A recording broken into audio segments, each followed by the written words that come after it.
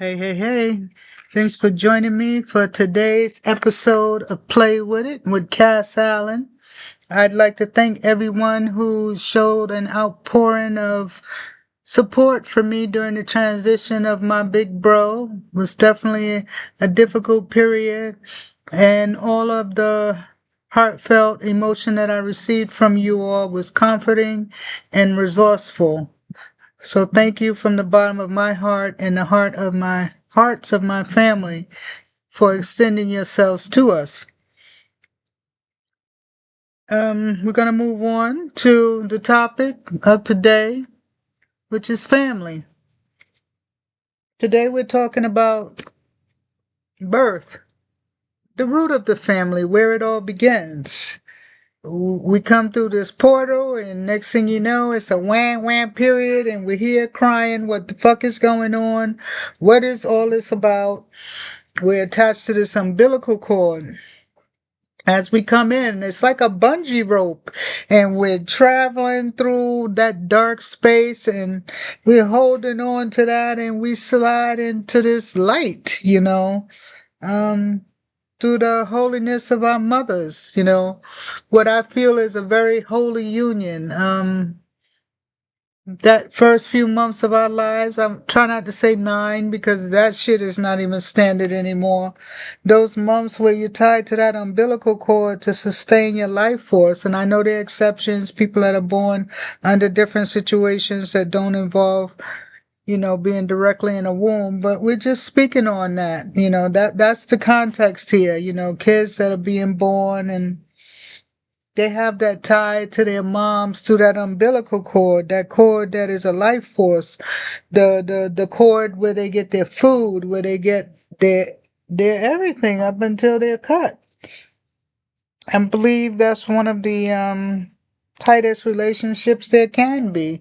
Thus when a mother knows, on so many things, a mother knows without laying eyes on her child because of the sight that she has through the birth, through that umbilical cord, that portal that's created. It's almost like the same pair of eyes. There are mothers who can feel when their children are hurt, feel when they lose their lives. There are children who can feel, things about their parents that they can't explain. In particular, mom, because of that life force. Not to discredit dad, because dad and mom make child. Male and female energies and material matters cross, and c'est la vie, there is baby, you know. I believe that your mom and your dad give you life. I believe mom gives you your life force and dad gives you your life boost. Insofar as it's usually the mother that's right in your face, and I'm not talking about exceptional cases where the mother's not there, she's, unavailable to foster a child for whatever her reasons, or, may it be in her living or through deceased matters where the dad is the constant parent. We're talking about that umbilical cord, which a father doesn't have. So, in the context of this, we have to rule them out.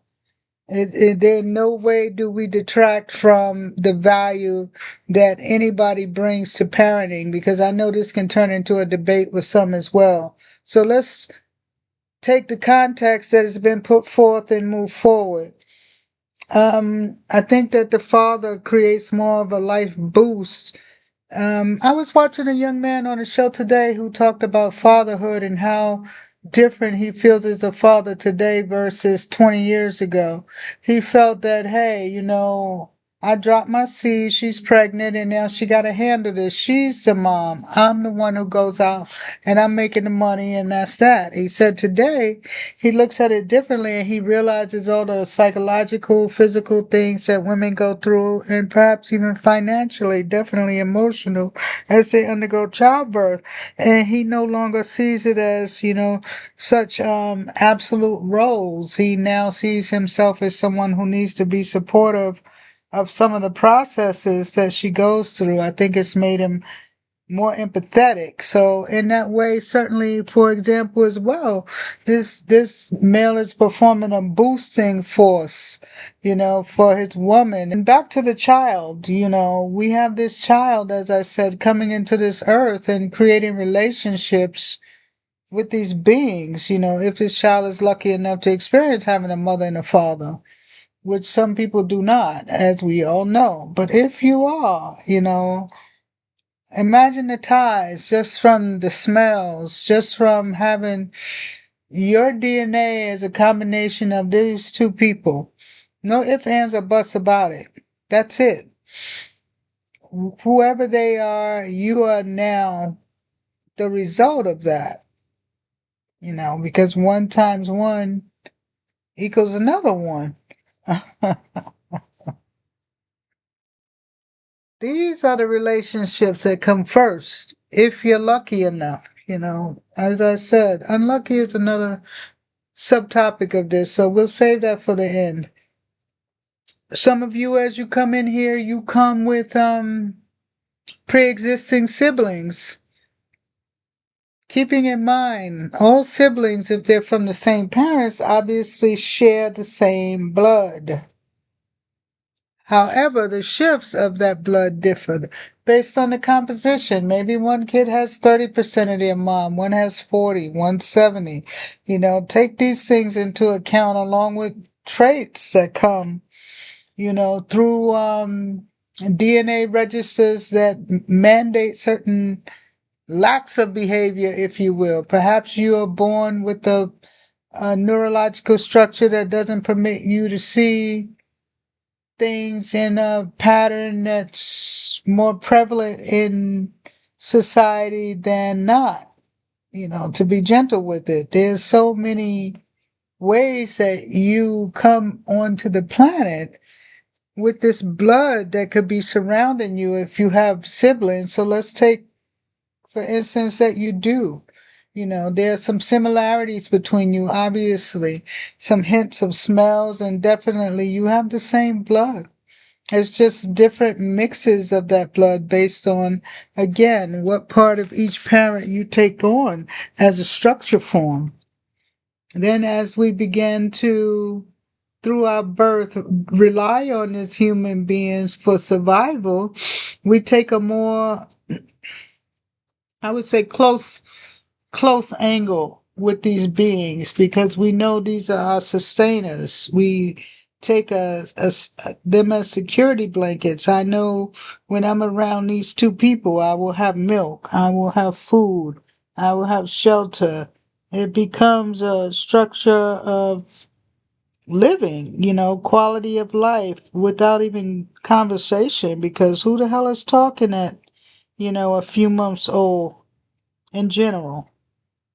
So these relationships with these other beings begin to form before we can even start communicating using our native language, if you will.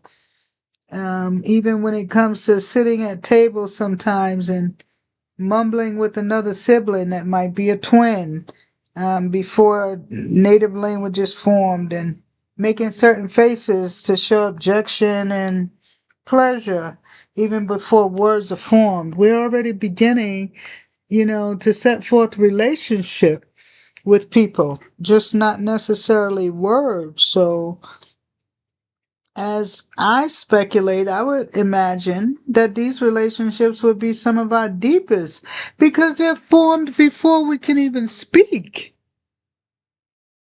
I don't remember being 6 months old and watching my parents' lips move and understanding the language. I don't have such a memory. I don't have formed memory of such. Not to discredit anybody else who may have the gift, but it is certainly not a gift that I carry.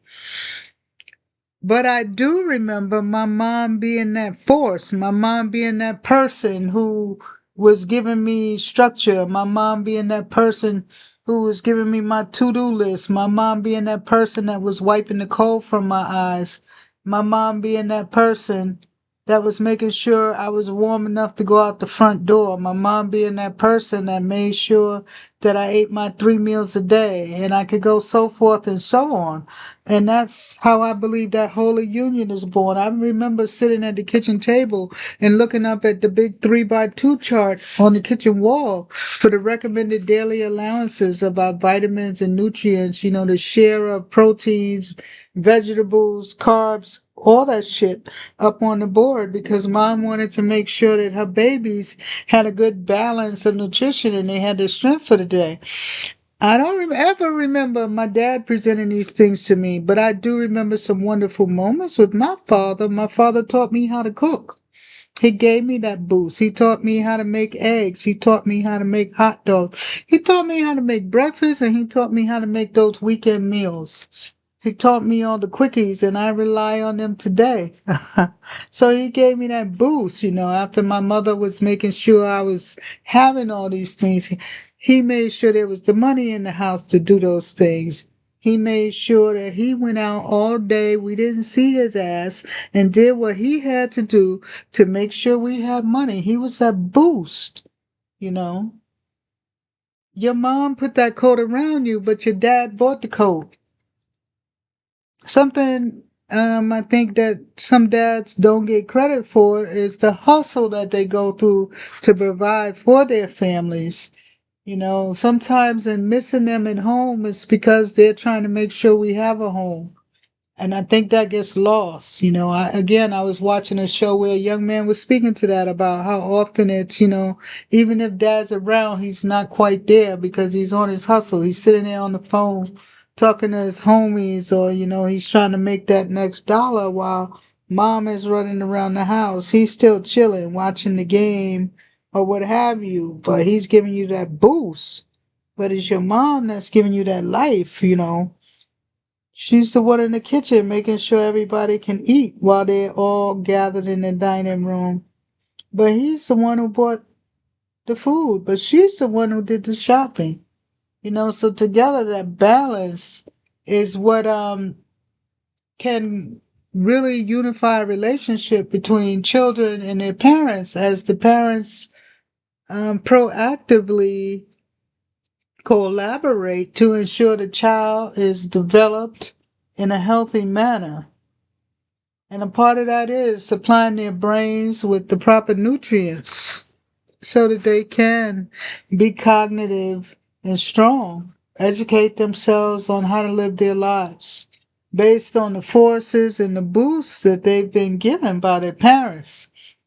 And as I mentioned earlier, some of these kids come onto the earth and they already have siblings. They're already people in these positions that they're now being granted, as a child to this family. That becomes your secondary relationships, as you will, many times. A lot of times the siblings gather to discuss the parents. It can become a very strong and safe place if the siblings are communicating with each other honestly.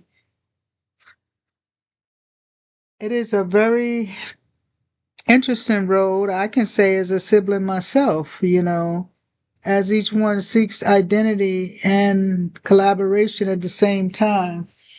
Let me put it this way before we even go too deep. I believe we are born, as we all know, into families. We're born into families. You're placed on the earth, and based on the blood that you come from, you automatically have a circle of people that you call family because you come from the same bloodline. One of my friends was saying, it's interesting how just based on that alone, we try to develop these really close relationships with people and give them the world and become united like, unbreakable forces. But I stop and ask myself all the time, why do we do this? Like, you're born into a family. You're family because two people fucked, in the same line. That's what happened. Two people fucked and the lady got pregnant and you're here. That doesn't mean that you're born into love, peace, and harmony. That just means you're born. And when people can really catch that phrase and accept it for what it is, you'll stop breaking your ass over people in your family who are of bad character. Because right now, many people don't separate the two. Hey, go, this nigga ain't no good, but he's my uncle. Okay, so he's your uncle. Why? Cause your grandmother fucked. Well, you know what I'm saying? His father. Okay, but does that mean he's a good person? I too am guilty of having relationships with people based on family instead of character. I've worked really hard to stop doing that, and I've had healthier relationships in my family as a result because I no longer overextend myself in areas where I shouldn't be doing it in the first place. Blood doesn't make a person right. Many people out here, like I said, and I've been guilty, will protect the hell out of blood for all the wrong reasons. But at the end of the day, when it comes to siblings, it's almost sometimes even if you aren't twins, like you are twins. So that blood can get thicker because that DNA is so similar. You know, they say children can smell their parents, you know. Blood knows blood. You know, if you're lucky enough to have some good siblings, it can be a great learning experience. Even so, during that birth, many times you get these people that show up to see you making the funniest faces and fighting over you, known as grandparents. If you're lucky enough, if they've lived to see you come forth, that's another relationship that tends to become very critical and important in a child's life. I know there are instances where people aren't lucky, but we're talking about the ones where you have some type of luck, hopefully. You know, the grandparents usually are crucial for several reasons. I think I've mentioned on a previous show, these are the people who birth your parents, you know. So you get two sets, so you're lucky if you can get four. If you can get one on each side, it's still a beautiful thing, even one. Um, that's where you come from too. You know, we speak about lineage. It's about the mixes. You know, the bottom line, the two people who have sex and decide to keep your ass. That's how it goes. And as a result, you share blood with other people. What makes us so interested in knowing these people? I'm not going to answer that. I think it's something for us all to think about for ourselves personally. What makes you so interested in knowing all these people in your life? And for those of you who don't give a fuck, why don't you give a fuck? I've met people on both sides, you know, as through their birthright, they feel that they should know everyone that ever came before them, how they got here. If they can go back 10 million years, they will. Then there are some that are so angry with a parent that they don't want to know anything about that parent, which means they cut off their whole line. What is it that makes you want to know or not know? Have any of you out there not wanted information when you were younger that now you regret not getting as a result of your birthright? That's my question to you out there. Have any of you out there not wanted information during earlier years, but today you wish you had that information relative to something in your lineage? As I said, family is the new topic for the rest of this summer. And to what better way to kick it off than discussing birth, because that's where we come from. You know, we come into this thing, we come into this line. This line can come with all kinds of things. It can come with shame. It can come with wealth. It can come with stories. It can come with honor. Just being born, before you even take your first breath, there's already a history. There are already generations of people who have lived before you that got you to the state that you're at, and your name alone may mandate your path. Your parents may have $1 billion. You may have parents that are born into a war zone where you're born into a war zone. Like, birth is an amazing thing. Sometimes kids hate their parents for bringing them here because of the duress that they undergo. Some kids have no sense of fucking appreciation because they're born under a birthright that's so rich that they can't imagine anything less than like a $60,000 date. You know, money is relative. Birthrights are relative. You know, I pray as people come onto this planet, as I pray for their journeys, whatever reason we are here, that the journey be complete when it's time to take the rest. And on that note, we're going to end this show for today. Thank you for kickstarting with me again. It's been Cass Allen on Play With It. Have a good day and have a good night.